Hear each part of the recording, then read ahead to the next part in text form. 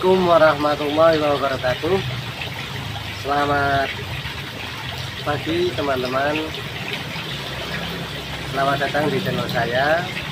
Untuk kali ini saya akan membagikan tips dan cara memilih lem kaca yang masih bagus ya. Yang pertama, kita harus melihat bagian atasnya. Nah, di bagian atas ini ada keterangan expired gitu, masa berlaku, masa kadaluarsa. Jadi kalau untuk barang seperti ini, semakin jauh masa kadaluarsanya akan semakin bagus pula untuk kualitas lemnya ya.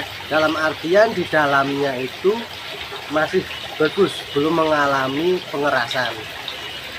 Karena untuk lem seperti ini sendiri, penyimpanan itu juga menjadi faktor penyebab si lem ini kaku atau tetap dalam bentuk cairan kayak gitu.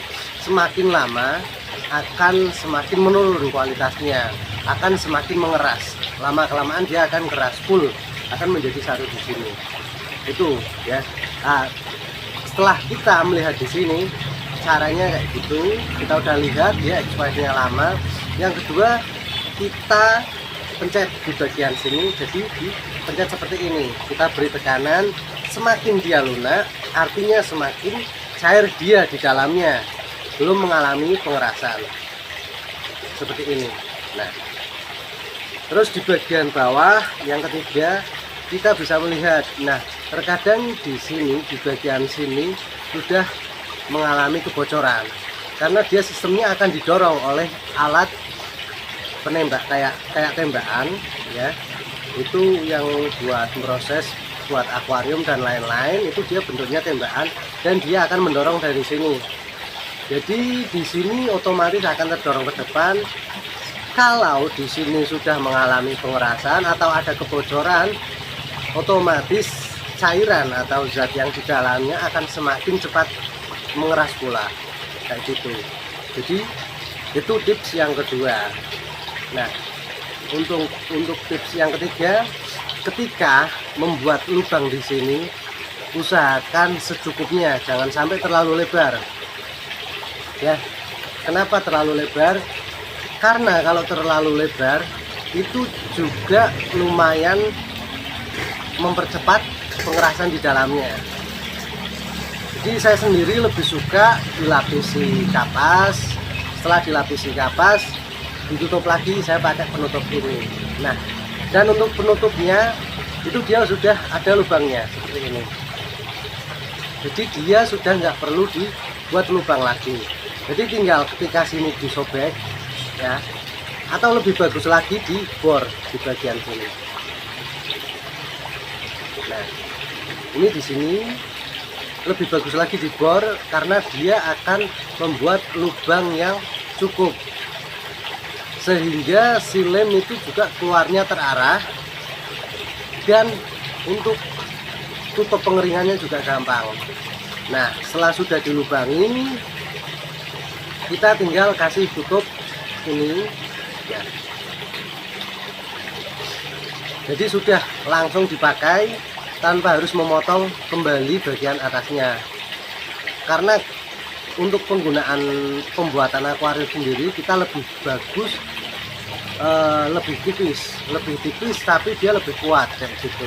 Karena kalau melebar, pembuatan akuarium tersebut tidak akan rapi, akan jelek karena dia terlalu lebar si lemnya kayak gitu ya. Untuk trik yang keempat, trik yang terakhir, penyimpanan ya. Usahakan dalam penyimpanan lem kaca tersebut, lem kaca merek apapun itu, diusahakan jangan terkena sinar matahari baik langsung maupun tidak langsung. Usahakan di tempat yang lumayan sejuk, dalam suhu ruang kayak gitu, karena dia akan aman. Untuk perubahan suhunya akan semakin sedikit, sehingga si lem juga tidak akan mudah mengeras. Jadi untuk lem kaca ini itu biasanya ada 3 varian. Yang pertama putih, yang kedua hitam, yang ketiga bening ya. Untuk yang hitam biasanya digunakan dalam pembuatan etalase, seringnya seperti itu. Yang putih itu biasanya dipakai untuk lem-lem kaca di eskalator ataupun di mall-mall, itu sering menggunakan lem putih. Dan untuk lem yang clear atau yang bening itu biasanya untuk pembuatan akuarium. Lem kaca ini juga bisa digunakan untuk hal lain. Contoh misal kayak ada terminal steker-steker yang menempel di dinding, itu kalau kita pakai ini juga bisa. Dia juga lumayan kuat kualitasnya. Dia juga jadi nggak gampang copot. Itu saja dari saya. Selebihnya mohon maaf kalau ada kata-kata salah. Jadi untuk tips dan trik ini itu berdasarkan pengalaman saya. Jadi kemungkinan bisa jadi setiap orang memiliki trik dan tipsnya masing-masing. Ini berdasarkan pengalaman saya. Terima kasih. Wassalamualaikum warahmatullahi wabarakatuh.